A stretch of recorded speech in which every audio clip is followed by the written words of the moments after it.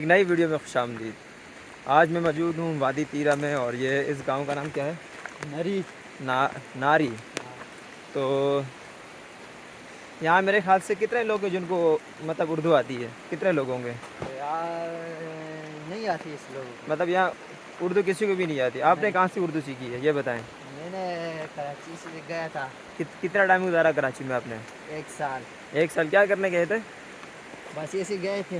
اچھا، مطلب ویسے چکر مارنے گئے تھے، 1 سال گزارا ہے۔ ہاں 1 سال گزارا اچھا، ہے۔ یہاں جب تبلیغ والے آتے ہیں یا کوئی اور جیسے کوئی بندے ہیں کام کرنے کے لیے آتے ہیں، پنجابی لوگ جن کو پشتو نہیں آتی، تو ان کے ساتھ پھر بات چیت کون کرتا ہے؟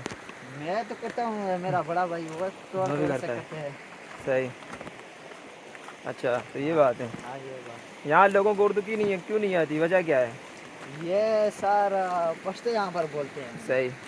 تو یہاں لوگ اسکول بھی تو جاتے ہوں گے، مدرسہ بھی تو جاتے ہوں گے، تو اسکول مدرسے میں کیا ان کی جو کیا کہتے ہیں کلاسیں ہوتی ہیں وہ اردو میں نہیں لے جاتی ہے؟